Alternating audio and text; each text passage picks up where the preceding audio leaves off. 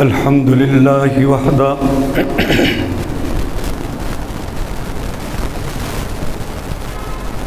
والصلاة والسلام على من لا نبي بعده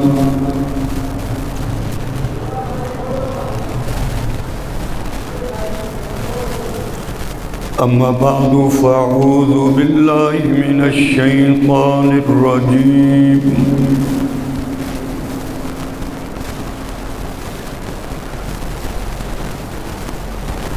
بسم الله الرحمن الرحيم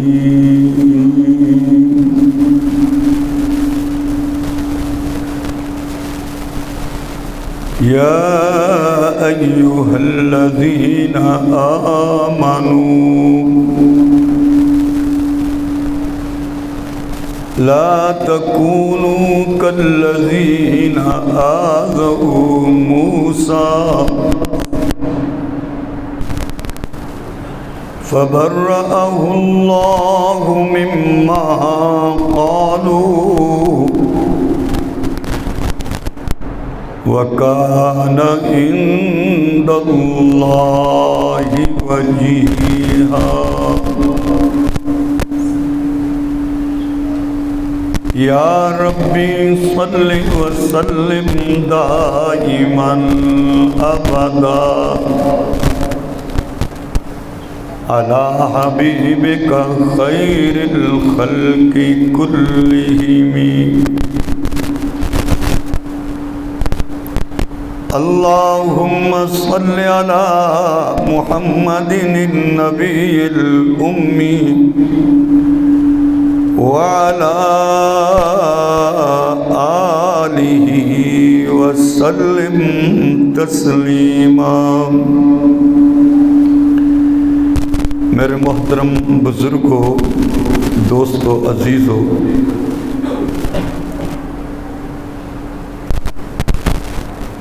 قرآن مجید فرقان حمید کا 22واں سپارہ ہے، سورۃ الاحزاب ہے۔ اس کی ایک آیت مقدسہ آپ حضرات کے سامنے تلاوت کی ہے۔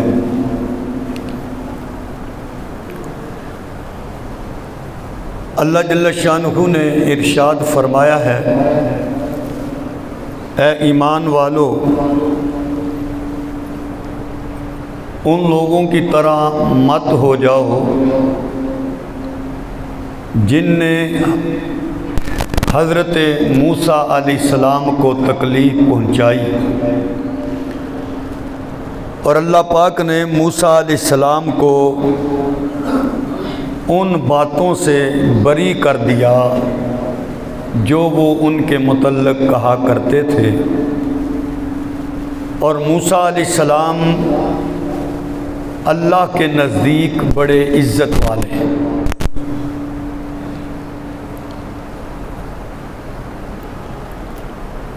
اہل اسلام کا نظریہ اور عقیدہ یہ ہے کہ اللہ جل شانہ نے جتنے انبیاء اور رسل دنیا میں بھیجے،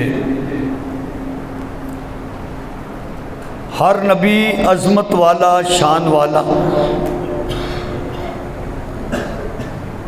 کسی ایک نبی کی بے ادبی اور گستاخی وہ کفر ہے۔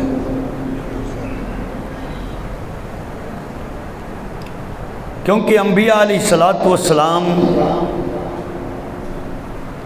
وہ مقدس ترین ہستیاں ہیں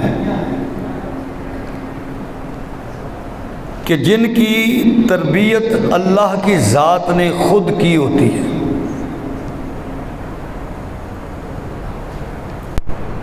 ان کا ذہن ایسا پاک اور صاف ہوتا ہے کہ اس سے جو بات نکلتی ہے وہ سیدھی ہوتی ہے، سچی ہوتی ہے، کھری ہوتی ہے۔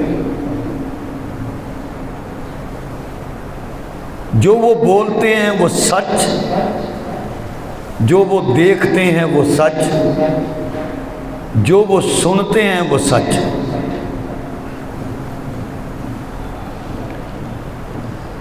قرآن مجید فرقان حمید کا جب ہم مطالعہ کرتے ہیں تو ہمیں انبیاء علیہ السلام کی جو ذات ہیں، شخصیات ہیں، ان کی سیرت اور کردار ہے،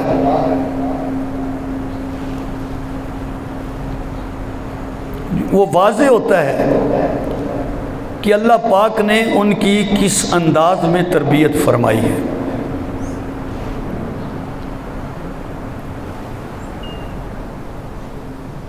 ایک چیز تو یہ ہے کہ آدمی گناہ نہ کرے، گناہ کے قریب نہ جائے، اور ایک چیز یہ ہوتی ہے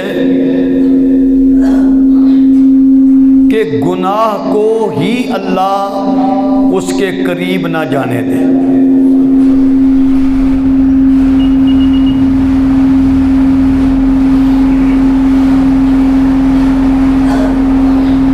گناہ نہ کرے اور اللہ گناہ نہ کرنے دے، اس کو کہتے ہیں حفاظت۔ اللہ نے حفاظت کی، اور اللہ گناہ ہی اس کے قریب نہ جانے دے، اس کو کہتے ہیں عصمت، معصوم ہونا۔ اور نبی کی ذات معصوم ہوتی ہے کہ گناہ ان کے قریب نہیں جا سکتا۔ اور یاد رکھ لو، یہ عقیدے کی بات ہے، نبی کے علاوہ کوئی اور معصوم نہیں ہوتا۔ فرشتے ہیں، علیحدہ بات ہے، مخلوق میں بچہ ہے اس کو ہم معصوم کہتے ہیں وقتی طور پر، لیکن وہ ہمیشہ معصوم نہیں ہوتا۔ اور نبی کی ذات وحد وہ معصوم ہوتی ہے،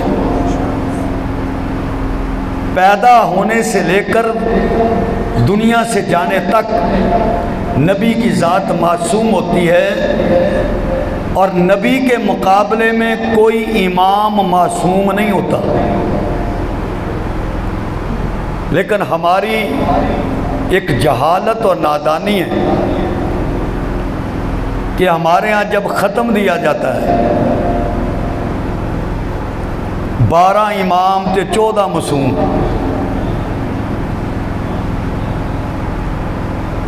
12 امام 14 معصوم۔ یہ 14 معصوم کون؟ یہ امام بزرگ۔ یہ شیعہ کا نظریہ ہے، مسلمانوں کا نہیں، اہل سنت کا نظریہ نہیں۔ اہل سنت چاہے وہ بریلوی ہے، چاہے وہ دیوبندی ہے، چاہے وہ اہل حدیث مسلک کے ساتھ تعلق رکھتا ہے، سب کا نظریہ صرف یہ ہے کہ نبی کی ذات معصوم ہوتی ہے۔ لیکن دگڑ مگڑ جو ہے وہ چلتی ہے، تو ختم میں ہم لوگ سب سنتے ہیں کہ 12 امام 14 معصوم۔ یہ شیعوں کا نظریہ ہے، اہل سنت کا نہیں۔ وہ اپنے اماموں کو معصوم کہہ رہے ہیں، امام باقر کو معصوم، امام جعفر کو معصوم، امام علی رضا کو معصوم۔ یہ امام ہیں، معصوم نہیں ہیں۔ معصوم صرف نبی کی ذات ہے۔ نہ اللہ نبی سے گناہ ہونے دیتا ہے، نہ گناہ کو اللہ نبی کے قریب آنے دیتا ہے۔ یہ معصومیت ہے نبی کی۔ انبیاء علیہ السلام معصوم ہیں، اللہ پاک نے ان کی خاص تربیت فرمائی، اور ان سب نبیوں میں جس ذات کا سب سے اونچا مقام ہے، جو ذات کے اعتبار سے بھی اعلیٰ، صفات کے اعتبار سے بھی اعلیٰ، اخلاق کے اعتبار سے بھی اعلیٰ، پیغام کے اعتبار سے بھی اعلیٰ، پروگرام کے اعتبار سے بھی اعلیٰ، کلام کے اعتبار سے بھی اعلیٰ، جلال و جمال کے اعتبار سے بھی اعلیٰ، محبت کے اعتبار سے بھی اعلیٰ، صداقت کے اعتبار سے بھی اعلیٰ، شرافت کے اعتبار سے بھی اعلیٰ، قرائت کے اعتبار سے بھی اعلیٰ، امامت کے اعتبار سے بھی اعلیٰ، صورت کے اعتبار سے بھی اعلیٰ، سیرت کے اعتبار سے بھی اعلیٰ، اٹھنے کے اعتبار سے بھی اعلیٰ، بیٹھنے کے اعتبار سے بھی اعلیٰ، چال کے اعتبار سے بھی اعلیٰ، حال کے اعتبار سے بھی اعلیٰ، معال کے اعتبار سے بھی اعلیٰ، زندگی کے تمام مراحل میں جو سب سے اعلیٰ ہے وہ ذات ہے سونے محمد کی صلی اللہ علیہ وسلم۔ آپ کو امام الانبیاء بنایا، اور اللہ ہمیں یہ بات سمجھا رہا ہے، او ایمان والو، میرے نبی کے متعلق ایسی بات نہ کہہ دینا جیسی باتیں موسیٰ علیہ السلام کے بارے میں ان کی قوم نے کہی تھی۔ یاد رکھ لو، وہ کلیم ہے اور یہ میرے حبیب ہیں، اور کلیم اور حبیب میں بڑا فرق ہے۔ کلیم کو جو میں رب نے عطا کیا ہے وہ عطا کا انداز علیحدہ ہے، اور حبیب کو جو میں نے دیا ہے وہ دینے کا انداز علیحدہ ہے۔ کلیم بغل میں ہاتھ دیں تو ہاتھ چمک جائے، اور حبیب لکڑی پر ہاتھ پھیر دیں تو وہ لکڑی چاند کی طرح چمکنا شروع ہو جائے۔ کلیم لاٹھی ماریں تو 12 چشمے جاری ہو جائیں پتھر سے، اور حبیب پیالے کے اندر ہاتھ رکھیں اور اللہ انگلیوں سے چشمے جاری کر دے۔ عطا کلیم کو بھی رب نے کیا ہے، عطا حبیب کو بھی دی ہے، مگر دونوں عطاؤں میں فرق ہے۔ کلیم اللہ گئے، اللہ نے فرمایا میرے کلیم سمندر پر لاٹھی ماریے، 12 راستے بن گئے، میدان میں پہنچے، پتھر پر لاٹھی ماریے، 12 چشمے جاری ہو گئے۔ اللہ گرمی بڑی ہے، بدلی نے سایہ کر دیا، مولا یہ میدان ہے، کھانے کا انتظام کوئی نہیں، من اور سلوہ اللہ نے عطا کر دیا۔ میرے کلیم آئیے کوہ طور پر، میں آپ کو کتاب عطا کروں۔ موسیٰ علیہ السلام گئے، کوہ طور پر کھڑے ہوئے، اللہ نے کتاب عطا کر دی۔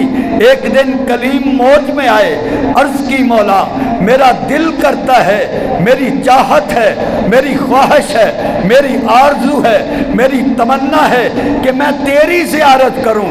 تو یہ کلیم کا مقام دیکھیے، اللہ کیا فرما رہا ہے، میرے کلیم 12 راستے میں نے بنوا دیے، 12 چشمے جاری کروا دیے، من اور سلوہ عطا کر دیا، بدلی کا سایہ عطا کر دیا میں نے، اور آپ کی ضروریات کو پورا کروا دیا، تو رات آپ کو دے دی۔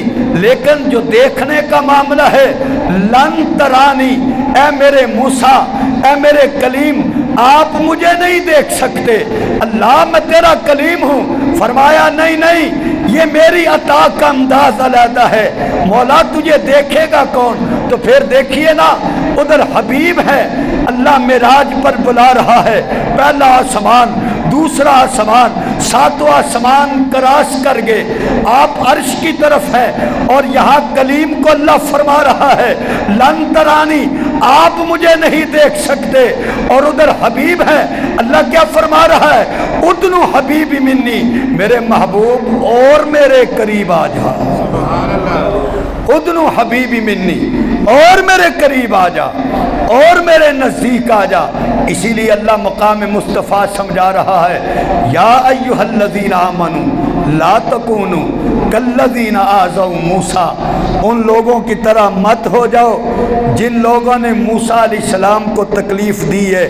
یاد رکھو، اللہ نے موسیٰ علیہ السلام کو ان سب باتوں سے پاک اور صاف کر دیا ہے، مگر تم میرے موسیٰ کے بے ادب مت بنو، اور جس طرح میرے موسیٰ کو ان لوگوں نے تکلیف دی ہے، اے ایمان والو، کہیں موسیٰ علیہ السلام کی طرح میرے حبیب کو مت سمجھنا، کیوں وہ کلیم اللہ ہے، وہ وہاں انداز علیحدہ ہے، یہاں انداز علیحدہ ہے۔ یہ رب کی عطائیں ہیں اپنے محبوب سے، یہ رب کی محبت ہے اپنے محبوب صلی اللہ علیہ وسلم سے۔ اللہ نے اپنے محبوب کو بنائے ایسا ہے، مقام اور عظمت عطا کی ایسی ہے، اور اللہ نے کیسی بات فرمائی کہ میرے محبوب کے راستے پر چلو، میرا جو محبوب بولے مان لو، جو کہہ دے مان لو، جو پروگرام پیش کریں مان لو، جس طرف چلائیں چل پڑو، جہاں بٹھائیں بیٹھ جاؤ، جس سے صلح کرائیں صلح کر لو، جس سے لڑائیں لڑ پڑو، جدھر میرا نبی کہہ دے ویسا کر لو۔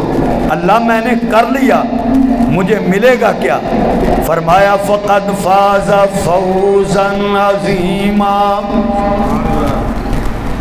تو میرے نبی کے کہنے کے مطابق اپنی زندگی کو ڈھالنا شروع کر دے، چلنا شروع کر دے، بولنا شروع کر دے، سننا شروع کر دے، بیٹھنا شروع کر دے، سونا شروع کر دے، معاملت شروع کر دے، معاشرت شروع کر دے، تجارت شروع کر دے، خلوت اور جلوت شروع کر دے، عبادت شروع کر دے۔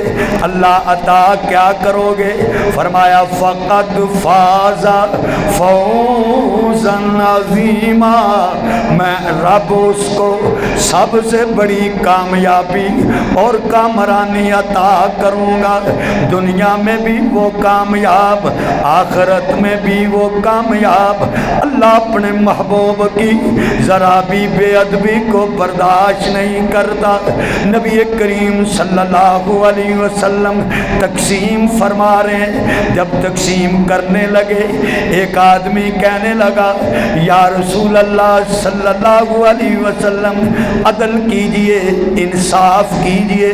نبی کریم نے جب بات سنی آپ کا چہرہ مبارک سرخ ہو گیا، آپ غصے میں آئے، فرمایا او مجھے کہنے والے عدل انصاف کا، مجھے حکم دینے والے، یاد رکھ لے اگر میں انصاف نہیں کروں گا پھر بتا انصاف کون کرے گا؟ اگر میں نبی انصاف نہ کروں پھر انصاف کون کرے گا؟ ساتھ اللہ کے نبی نے فرمایا اللہ رحمت نازل فرمائے موسیٰ علیہ السلام پر، ان کی قوم نے ان کو اس سے بھی زیادہ تکلیف دیے مگر وہ صبر کرتے رہے، میں بھی صبر کروں گا۔ یہ نبی کی ذات کے بارے میں ذرا بھی بات ہوئی حضور علیہ السلام نے سمجھا دیا ویسے معاملہ نہ کرو۔ حضرت موسیٰ علیہ السلام کو بھی ان کی قوم نے تکلیفیں دی ہیں، تم بھی مجھے تکلیف نہ دو کیونکہ میری تکلیف اللہ برداشت نہیں کرتا۔ ذرا بھی حضور کو تکلیف آئے اللہ کی ذات برداشت نہیں کرتی۔ یہ 22واں پارہ ہے سورۃ الاحزاب ہے۔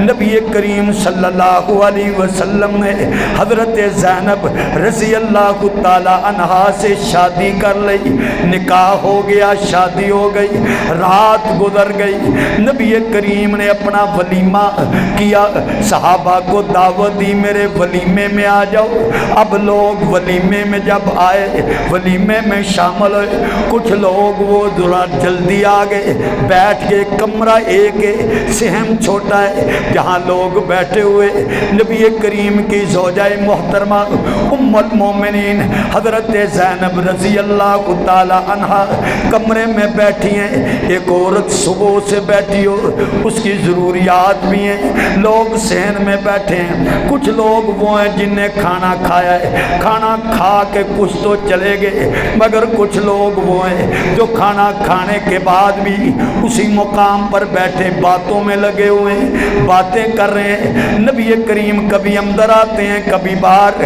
لیکن حضور کو حیا آ جاتی ہے، شرم آتی ہے ان کو کہنے سے کہ میرے گھر سے اٹھ کے چلے جاؤ، میری بیوی اندر بیٹھی ہے، مگر اللہ پاک نے نبی کریم کی اتنی تکلیف کو دیکھا، اللہ پاک نے امت کے لیے حکم نازل فرمایا۔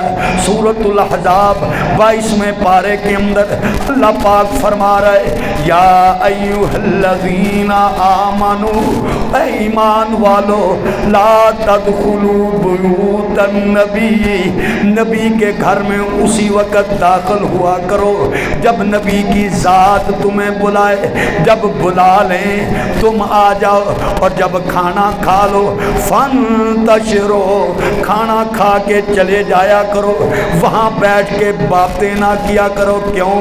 ان ذالکم کان یؤذی النبی، یہ تمہارا بیٹھ کے باتیں کرنا نبی کو تکلیف دیتا ہے۔ ان کی بیوی اندر کمرے میں بیٹھی ہوئی وہ تکلیف میں مبتلا ہے، نبی کی ذات بھی تکلیف میں مبتلا ہے۔ آگے اللہ نے کیا فرمایا؟ فَيَسْتَحْيِي، نبی حیات شرم کر لیتے ہیں، لحاظ کر لیتے ہیں کہ میں اب ان کو کیسے اٹھاؤں، انہیں کیسے کہوں کہ باہر چلے جاؤ، لیکن اللہ کیا فرماتا ہے؟ وَاللَّهُ لَا يَسْتَحْيِي مِنَ الْحَقِّ، اللہ حق بیان کرنے میں کسی کا لحاظ نہیں کرتا، اللہ حق بیان کرنے میں کسی کا لحاظ نہیں کرتا۔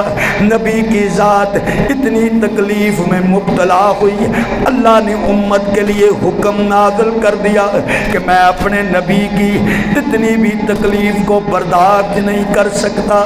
یہ ادب مصطفیٰ ہے، یہ نبی کریم صلی اللہ علیہ وسلم کا مقام اللہ پاک نے سمجھایا ہے کہ میرے نبی کو ذرا برابر تکلیف نہ دو، پریشان نہ کرو، میرے نبی کو تکلیف میں مبتلا نہ کرو۔ اللہ پاک 5واں پارہ سورۃ النساء کے اندر اللہ پاک فرماتا ہے من الذین ہادوا یحرفون الکلم عن مواضعہ، وہ لوگ جو یہودی ہیں اللہ کے کلام میں تبدیلیاں کرنے والے، وَيَقُولُونَ سَمِعْنَا وَعَصَيْنَا، وہ آگے سے کہتے ہیں ہم نے سنا ہے لیکن ہم نے ماننا کوئی نہیں، وَاسْمَعْ غَيْرَ مُسْمَعٍ، اے نبی تسی کہہ دو، آپ کہہ دیں لیکن ہم نے آپ کی سننی کوئی نہیں، وَرَائِنَا لَيَّمْ بِأَلْسِنَتِهِمْ، اور ساتھ میں رائنا کا لفظ بھی استعمال کرتے، اپنی زبانوں کو دبا کے حضور علیہ السلام کے لیے بے ادبی کا لفظ استعمال کرتے۔ رائنا، اللہ پاک نے قرآن مجید میں سورہ بقرہ میں بیان فرمایا کہ وہ لوگ حضور علیہ السلام کے سامنے جب بیٹھتے تو بیٹھے ہوئے کہتے رائنا، حضور علیہ السلام کی بات جب سمجھ نہ آتی یا مذاق میں کہتے رائنا، ذرا زبان کو دبا دیتے۔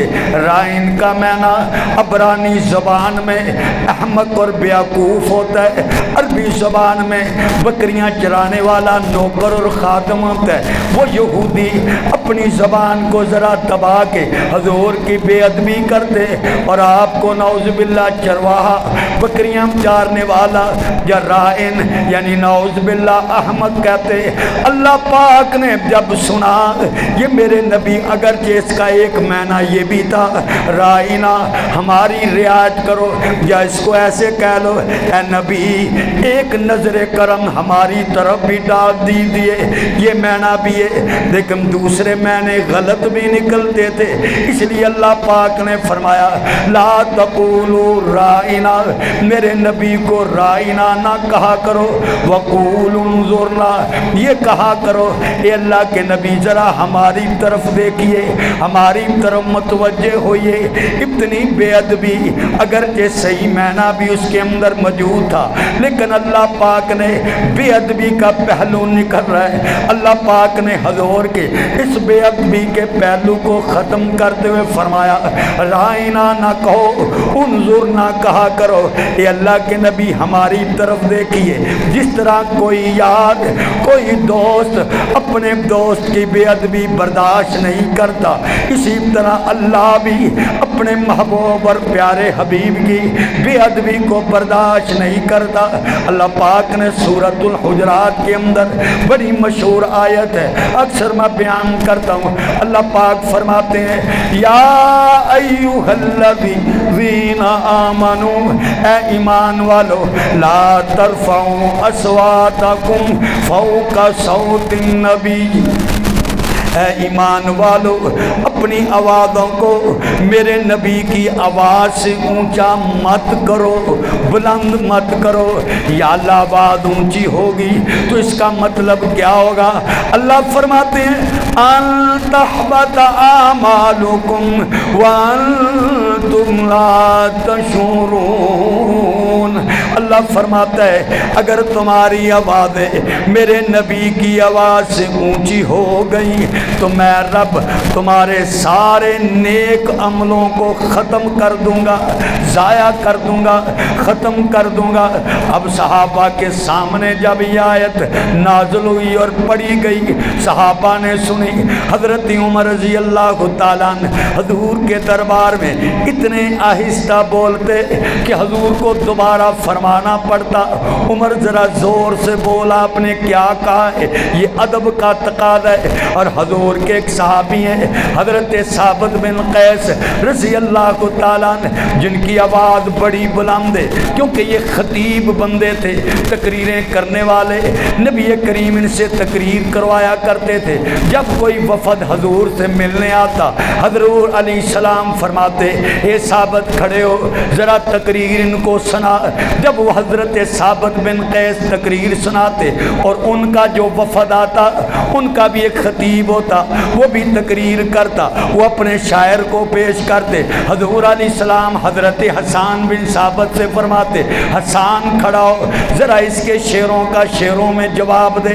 حسان جواب دیتے کہ جب وہ وفد آنے والا حضور کے شاعر کی شاعری سنتا اور حضور کے خطیب کی تقریر سنتا تو ان کو کہنا پڑتا کہ آپ کے شاعر ہمارے شاعر سے اعلیٰ، آپ کا خطیب ہمارے خطیب سے اعلیٰ۔ یہی ثابت بن قیس رضی اللہ تعالیٰ عنہ حضور علیہ السلام سے جب یہ آیت سنیے اپنے گھر میں بیٹھ گئے، اتنے فکر مند، بال بکھر گئے، رنگ زرد پڑ گیا کہ میری تو آواز اونچی ہے، لگتا ہے میرے عمل سارے ضائع ہو گئے، نیکیاں ختم ہو گئی، میرے تو عمل ختم ہو گئے۔ حضور علیہ السلام نے دیکھا کہ ثابت بن قیس مسجد میں نہیں آ رہے، ایک صحابی سے فرمایا جاؤ پتہ کرو، ثابت کو پوچھو کیا وجہ ہے، کوئی بیمار تو نہیں، اس کی بیمار پرسی کریں۔ صحابی گئے، پوچھا ثابت کیا ہوا؟ بال بکھرے ہوئے، رنگ اڑا ہوا۔ پوچھا کیا ہوا؟ کہنے لگے مجھے تو ایسے لگتا ہے کہ میں تو جہنمی ہو گیا ہوں۔ پوچھا وجہ کیا ہے؟ کہ اللہ کا پیغام نہیں سنا۔ اللہ نے فرمایا ہے لا ترفعوا اصواتکم فوق صوت النبی۔ اللہ فرماتا ہے کہ جہاں میرا نبی حاضر بھی ہو، میرا نبی موجود بھی ہو، وہاں آوازیں اونچی مت کرو، آواز بلند نہ کرو۔ مگر میری آواز تو بڑی بلند ہے، بڑی اونچی ہے، مجھے ڈر لگتا ہے میرے عمل ضائع ہو گئے ہیں، اس لیے میں سمجھتا ہوں کہ میں تو نعوذ باللہ جہنمی ہو گیا ہوں۔ یہ دوڑتے ہوئے صحابی نبی کریم کے پاس گئے، عرض کی یا رسول اللہ وہ ثابت یہ بات کہہ رہے کہ میں جہنمی ہوں۔ نبی کریم نے فرمایا جاؤ میرے ثابت کو کہہ دے تو کہتا ہے کہ تو جہنمی ہے، میں محمد گواہی دیتا ہوں تو پکا جنتی ہے۔ نعرہ تکبیر، شان مصطفیٰ زندہ باد، شان صحابہ زندہ باد۔ آپ نے فرمایا میں گواہی دیتا ہوں تو پکا جنتی ہے۔ یہ صحابہ تھے، ان کو مقام مصطفیٰ کی خبر دی، شان مصطفیٰ کی خبر دی۔ او قدر نبی دا او ایک ہی جان، او دنیا دار کمینے، قدر نبی دا ایک ہی جان، او دنیا دار کمینے، او قدر نبی دا او جانن والے، او سو گئے وچ مدینے، قدر نبی دا او جانن والے، او سو گئے وچ مدینے، قدر پانی دا او مچھلی جانے، یا جانے مرغابی، او قدر نبی دا اوے اللہ جانے، یا جانے اصحابی۔ آقا فرما رہے ہیں تو پکا جنتی ہے، لیکن صحابہ کا ادب دیکھو، یہ مقام ادب ہے، یہ شان مصطفیٰ ہے۔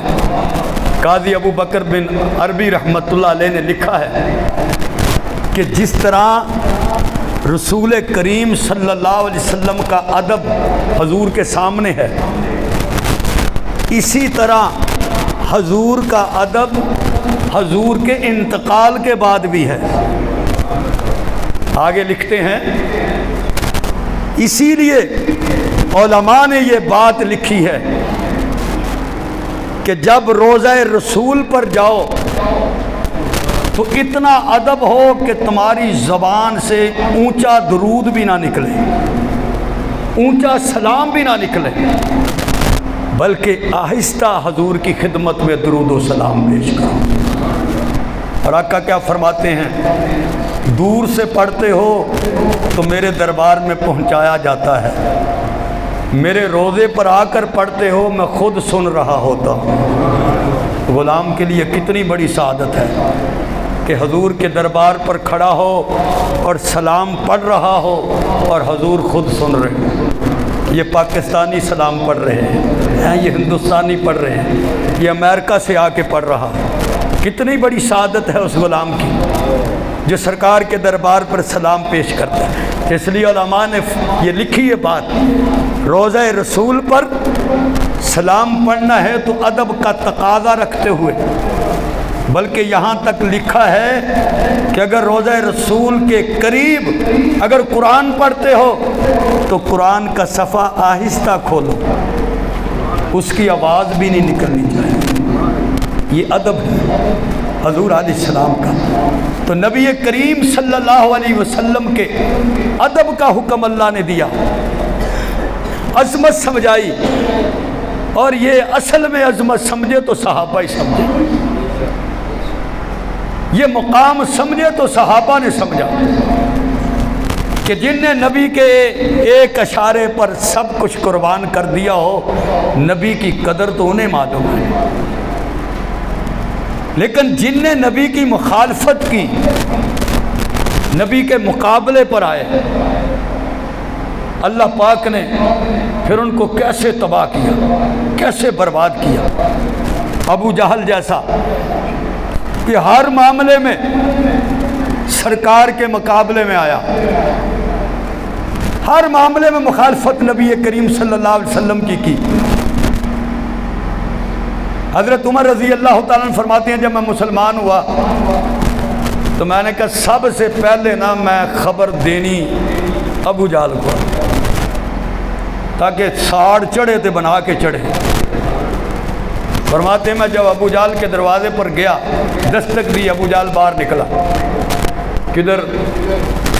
سن، جس کے بارے میں تو کہتا تھا نا میں اسی کا غلام ہو گیا ہوں۔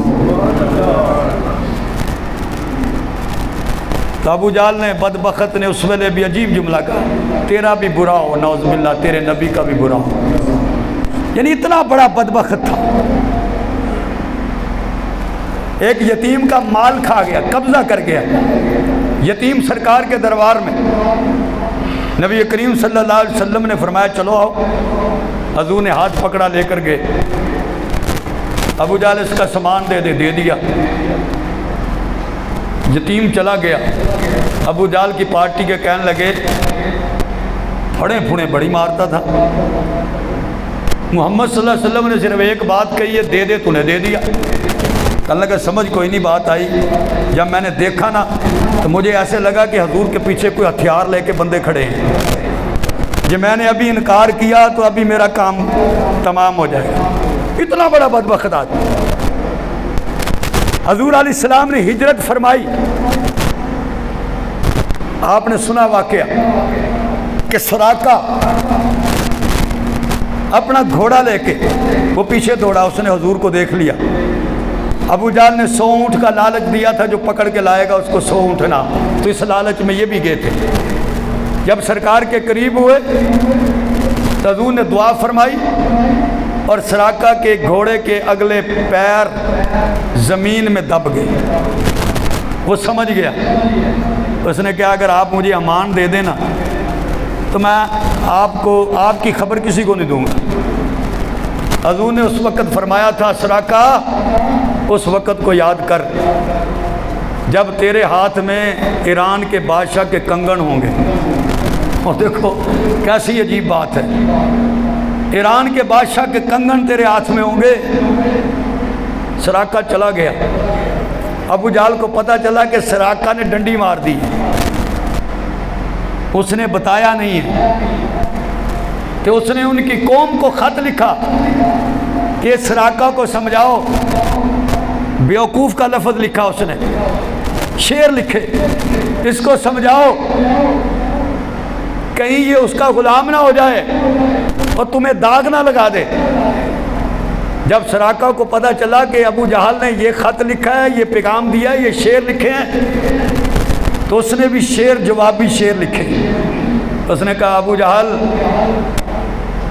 کاش تو اس وقت وہاں موجود ہوتا جب میرے گھوڑے کے کھر زمین میں دنس گئے تھے، تو تجھے بھی محمد کا کلمہ پڑھنے کے سوا نجات نہ ملتی، تو بھی حضور کا غلام ہوتا. میں نے تو اکھی ویکھے ہے، میں نے تو آنکھوں سے دیکھا ہے. تو اتنا بڑا یہ بدبخت ابو جہل کہ ہر موقع پر حضور کی مخالفتیں کی. پھر رب نے کیسا ذلیل کروایا 2 بچوں سے، مریں گے یا ماریں گے ناری کو. سنا ہے وہ گالیاں دیتا ہے محبوب باری کو، ہے معاذ اور محبت. اور بدر کے میدان میں مارا گیا، بدر کے کنویں میں اس کی لاش کو پھینکا گیا. رب نے دکھایا جو میرے نبی کی بے ادبی کرے گا، گستاخی کرے گا، میں رب اس کو اسی طرح ذلیل کروں گا، اسی طرح رسوا کروں گا. وہ اسی طرح رسوا ہوا. تو رب مقام مصطفیٰ کو سمجھاتا ہے، حضور کی شان کو سمجھاتا ہے. جس نے بھی نبی کریم صلی اللہ علیہ وسلم کی بے ادبی کی، کعب بن اشرف نے بے ادبی کی، حضرت محمد بن مسلمہ رضی اللہ تعالیٰ عنہ کے قتل کر دیا اس کو. ابو رافع نے یہودی حضور کی بے ادبی کی، حضرت عبداللہ بن عتیق رضی اللہ تعالیٰ عنہ گئے، ختم کر دیا اس کو. صحابہ تو پھر ایسے عاشق کو دنیا میں کہاں ملیں گے کہ جو حضور کے بے ادب کو کیسے برداشت کر سکتے. ذرا جی بے ادبی برداشت نہیں کی. عبداللہ بن عتیق رضی اللہ تعالیٰ عنہ جب ابو رافع کو قتل کر کے آئے تو سیڑھیوں سے زمین پہ گرے اور یہ جو ٹخنا ہے یہ نکل گیا، گوڈا نکل گیا. اپنے دوپٹے سے چادر سے باندھا، ایسے ہی گھسڑتے گھسڑتے حضور کے پاس گئے. فرمایا یا رسول اللہ میں نے آپ کے دشمن کو قتل کر دیا، گستاخ کو قتل کر دیا، لیکن میرا گھٹنا نکل گیا. حضور نے فرمایا قریب لاؤ. قریب کیا، حضور نے اپنا لعاب لگایا، فرمایا اپنی چادر اتار دو. فرماتے ہیں پھر میں نے جب چادر اتاری تو یہ پہلے سے بھی زیادہ صحیح ہو گیا، پہلے سے بھی زیادہ ٹھیک ہو گیا. تو صحابہ نے حضور کے بے ادب کو، گستاخوں کو برداشت نہیں کیا.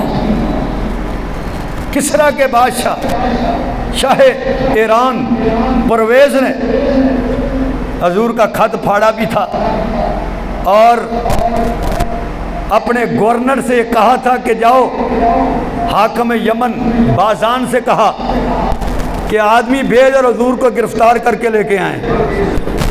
مدینے آدمی پہنچے، نبی کریم صلی اللہ علیہ وسلم نے فرمایا کدھر آئے ہو؟ کہنے لگے تو انہوں پھڑنا آئے ہیں، گرفتار کرنا ہے.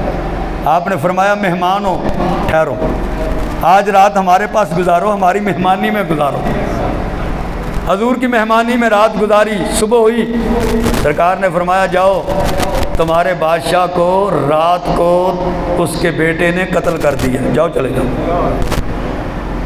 تمہارے بادشاہ کو رات کو اس کے بیٹے شیروے نے قتل کر دیا ہے. وہ حیران و پریشان، کوئی وائرلیس نہیں، کوئی ٹیلی فون نہیں، کوئی کال نہیں. یہ مدینہ ہے، ایران کہاں ہے، خبر کہاں سے آ گئی؟ فرمایا جاؤ.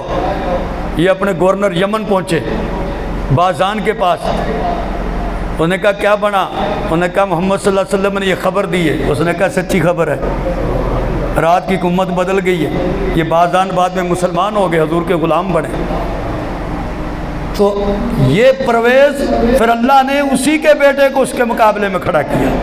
کہ تو نے میرے نبی کی بے ادبی کی، میرے نبی کی گستاخی کی، تو اس بے ادب گستاخ کو اسی کے بیٹے نے جہنم میں پہنچایا۔ اور جب دو یہودی مدینے آئے، صوفی بنے، بڑیاں تسبیحاں، بڑا جبہ، بڑے سخی، مدینے کے غرباء میں مال تقسیم کرنا، روزے افطار کروانے، بڑا مال لوگوں میں دینا، اور رات کو کیا کرنا؟ سرنگ کھودنی۔ کہاں جانی ہے سرنگ؟ حضور کے روزے میں، اور حضور کے وجود کو نکال کے لے کے جانا قبر اطہر سے۔ یہ مشن تھا یہودیوں کا۔ اور ادھر دمشق کا حکمران تھا نور الدین زنگی رحمۃ اللہ علیہ۔ 1162 عیسوی کی بات ہے، 1162 عیسوی میں نور الدین زنگی رات کو تہجد پڑھ کے سویا ہوا ہے۔ حضور خواب میں آئے، فرمایا نور الدین یہ دو کتے یہ مجھے تکلیف پہنچا رہے ہیں۔ ان کی شکل دکھائی حضور نے، یہ دو تکلیف پہنچا رہے ہیں۔ نور الدین زنگی نے جب یہ سنا تو وہ بے قرار ہو گیا۔ دمشق سے چلا 16 دن مسلسل سفر کر کے، دن رات ایک لمحہ بھی اتر کے آرام نہیں کیا۔ 16 دن کا سفر ہے مدینے سے دمشق کا، شام کا دارالحکومت دمشق۔ 16 دن کا سفر کر کے مدینے پہنچا، اور لکھا ہے مورخین نے جب مدینے میں پہنچا تو اس نے جوتیاں اتار دی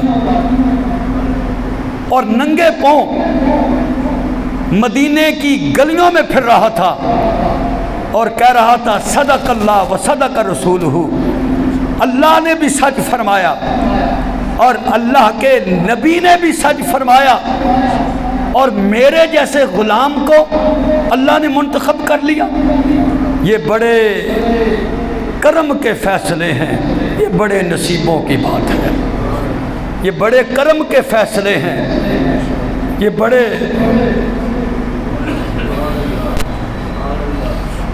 نعرہ تکبیر، شان مصطفیٰ، شان مصطفیٰ، شان صحابہ، یہ بڑے کرم کے فیصلے ہیں۔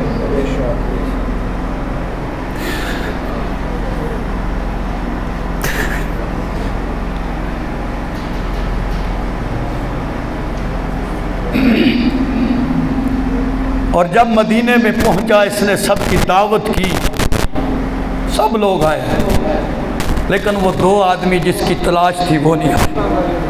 اور پوچھا بھائی وہ کہاں گئے؟ وہ 2 کوئی مدینے میں رہا تو نہیں؟ انہوں نے کہا جی 2 صوفی ہیں، بڑی عبادت گزار ہیں، وہ دنیں باہر نہیں نکلتے، رات دن عبادت میں گزرتے ہیں، بڑے سخی ہیں۔ انہوں نے کہا ان کو لے کر آؤ۔ جب لائے تو جبے پہنے ہوئے، تسبیحاں ہاتھ میں، سامنے کھڑے تھے۔ اس نے دیکھتے ہی کہا یہی 2 کتے ہیں۔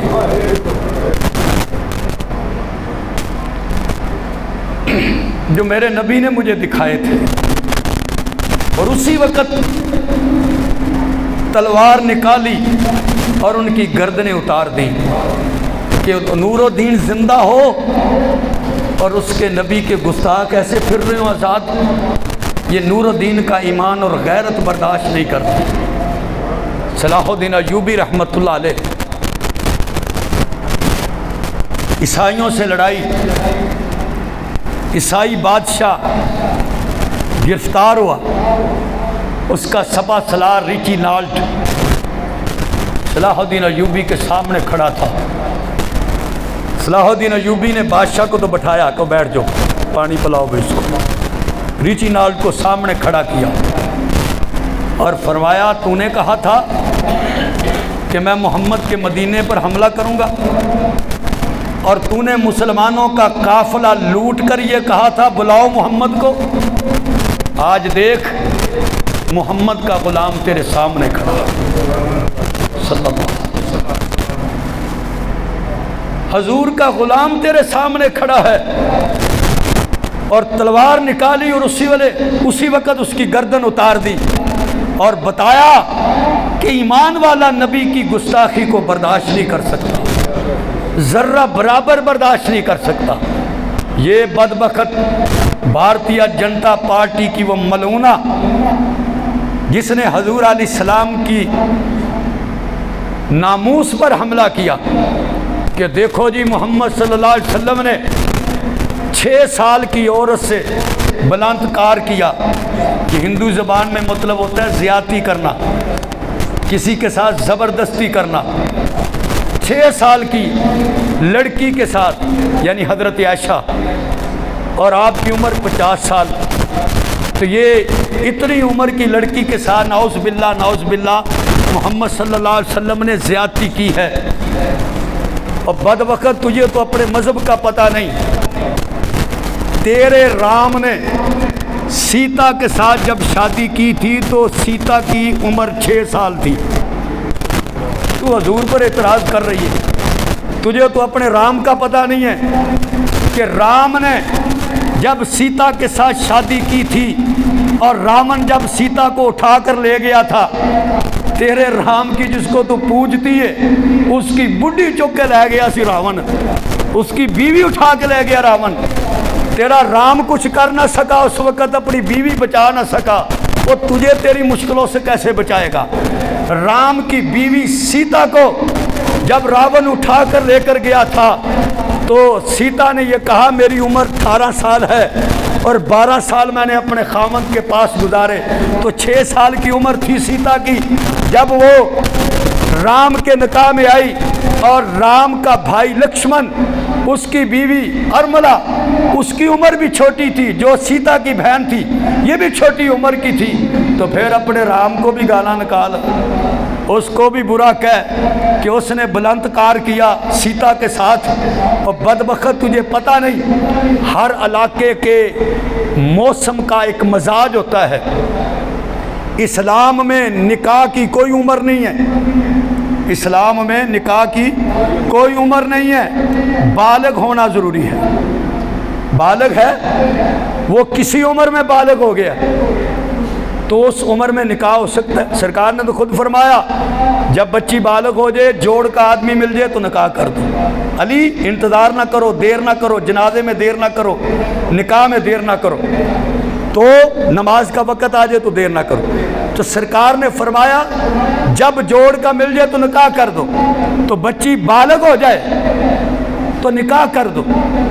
6 سال کی عمر میں حضور کا حضرت عائشہ صدیقہ طاہرہ مطہرہ سے نکاح ہوا، 9 سال کی عمر میں رخصتی ہوئی، اور عرب کا جو موسم ہے اس موسم میں 9 سال کی لڑکی جو ہے وہ بالغ ہو جاتی ہے۔ ہر علاقے کے، ہر ملک کا ایک اپنا مزاج ہوتا ہے۔ یہ سعودی عرب کا سسٹم ہے کہ وہاں پر ایسا مزاج ہے کہ 9 سال کی لڑکی جو ہے وہ بالغ ہو جاتی ہے، جب بالغ ہوگی ہے تو آپ نکاح کر سکتے ہیں، اور ہر ملک کا اپنا مزاج ہے۔ امریکہ میں جو نکاح کی مدت ہے وہ تقریباً 18 سال ہے، 18 سال سے پہلے نکاح نہیں کر سکتی لڑکی۔ اور امریکہ کی ایک ریاست ہے ٹیکسس، اس ریاست کے اندر نکاح کی عمر 16 سال ہے، 16 سال میں کر سکتی۔ اب ایک ریاست میں 18 سال ہے اور ایک میں 16 سال ہے، اور چائنا میں نکاح کی عمر ہے 21 سال، کہ 21 سال سے پہلے نکاح نہیں کر سکتی۔ تو پاکستان میں بھی 18 سال کا سسٹم چل رہا ہے، تو 18 سال میں اگر پاکستانی لڑکی شادی کر کے چائنا چلے جائے تو چائنا کے قانون میں تو اس کا نکاح ہو ہی نہیں سکتا۔ تو ہر علاقے کا ایک اپنا مزاج ہوتا ہے، وہاں کے مزاج کے مطابق بلوغت کے فیصلے ہوتے ہیں۔ سعودی عرب یا عرب کی جو کنٹری ہے، جو علاقے ہیں وہ گرم علاقے ہیں، ان کا گرم مزاج ہے اور وہاں بلوغت جلدی ہو جاتی ہے۔ اب تو ماشاءاللہ ہمارے موبائل کی برکتوں سے ہمارے بھی چھتی چھتی بالغ ہو جاتے ہیں، ساڑھے بھی نمی پوت جڑی ہے وہ چھتی بالغ ہو جاتی ہے۔ تو یہ بلوغت اور نکاح کی اسلام میں کوئی پابندی نہیں ہے، بلوغت شرط ہے کہ بالغ ہونی چاہیے، بالغ ہو تو نکاح کر دو۔ تیرے رام نے تو 6 سال میں ہی کر لیا تھا سارا کچھ، سرکار نے تو 6 سال کی عمر میں نکاح کیا اور 9 سال میں رخصتی کی، اور رام نے تو شادی اور نکاح سارا کچھ 6 سال میں کر لیا تھا۔ تو نے اپنے رام کو کتنی گالیں نکالی؟ ہم ہر مذہب کے جو مقتدا پیشوا ہیں ان کا احترام کرتے ہیں، لیکن سب کا احترام حضور کے بعد ہے، پہلے حضور کا احترام ہے۔ جو ہمارے نبی کا احترام کرے گا ہم اس کا احترام کریں گے، جو ہمارے نبی کا احترام نہیں کرتا تو پھر ہم بھی کسی کا احترام نہیں کرتے۔ تو یاد رکھیے حضور علیہ السلام سے عقیدت اور محبت یہ ہمارا جذباتی فیصلہ نہیں، یہ ایمانی فیصلہ ہے، یہ اندر کا فیصلہ ہے۔ ہم اندر سے محبت کرتے ہیں، ہم کہتے ہیں کہ ہمارا جان، مال، دولت، عزت سب حضور کے قدموں پہ قربان ہو جائے۔ لا یؤمن احدکم حتی اکون احب الیہ من والدہ وولدہ والناس اجمعین۔ آقا بھی فرماندے نے سچا مومن بننا تے ادو بنو گے جدو سب نال ود کے میرے نال پیار کرو گے۔ اس واسطے اسی حکومت دی خدمت دی اندر بھی التماس کرتے ہیں کہ بھائی کم از کم اسی انہاں دیاں چیزاں دا بائیکاٹ تے کر سکتے، جیسے عرب کنٹری دے اندر انہاں بائیکاٹ کیتا، انہاں دیاں چیزاں بنیاں ہویاں کہ خریدیاں نہیں جان گی۔ جس ملک دی چیزاں خریدیاں نہ جان نقصان ہوتا ہے بہت زیادہ، تو نقصان تو اتنا تو اسی اپنا جذبات کا اظہار کر سکتے ہیں، ہم ان کی مصنوعات کا بائیکاٹ کریں۔ اور لیکن ساڈا عشق بھی بڑا عجیب ہے، ابھی 14 اگست مناندے ہیں تے نعرے مار رہے ہیں پاکستان کیے اور بولو تو صحیح تے اندر کار دے اندر گانا انڈیا دا لگیا ہوں چنگی آزادی مناندے ہو تسی۔ ساڈا مزاج عجیب عاشقانہ ہے، انڈیا دا گانا لا کے تے یوم آزادی پاکستان منا رہے ہوں۔ ایسا عشق مت کرو کہ انڈیا دی فلم ویکھو اور پھر جی انڈیا دا بائیکاٹ ہونا چاہیے۔ انڈیا دا بائیکاٹ کی کرنا جو تو فلم تو انڈیا دی چھڑنی نہیں، گانا تو انڈیا دا چھڑنا نہیں۔ اس واسطے اپنے ایمانی جذبات کا یہ اظہار ہونا چاہیے کہ حضور سے زیادہ محبوب ہمیں کوئی نہیں، کوئی پیارا نہیں، نہ کوئی لیڈر ہے، نہ ماں ہے، نہ باپ ہے، نہ بھائی ہے، نہ جان ہے، نہ مال ہے، سب سے پیارا ہے۔ کائنات میں اگر کوئی ذات ہے تو سونے محمد کی ذات ہے صلی اللہ علیہ وسلم، جن کے لیے جان، مال، ہر چیز قربان ہے۔ یہ تبھی تو صحابہ کہا کرتے تھے فدا کا ابی و امی یا رسول اللہ۔ جب حضور بلاتے نا کسی کو کہ ادھر آؤ تو صحابہ کیا کہا کرتے تھے؟ فدا کا ابی و امی یا رسول اللہ، اے اللہ کے نبی میری ماں بھی، میرا باپ بھی، میں بھی آپ پر قربان، میں آپ کے دربار میں حاضر ہوں۔ یہ عشق چاہیے، یہ محبت چاہیے۔ تو حکومت سے بھی یہ التماس ہے تو کم از کم ہم ان کی مصنوعات کا بائیکاٹ کریں اور اپنا احتجاج ریکارڈ کرائیں کہ بھئی ہم اپنے نبی سے بڑا کسی کو نہیں سمجھتے، اس لیے ہم اپنے نبی کی بے ادبی اور گستاخی کو برداشت نہیں کریں گے۔ وآخر دعوانا الحمدللہ رب العالمین۔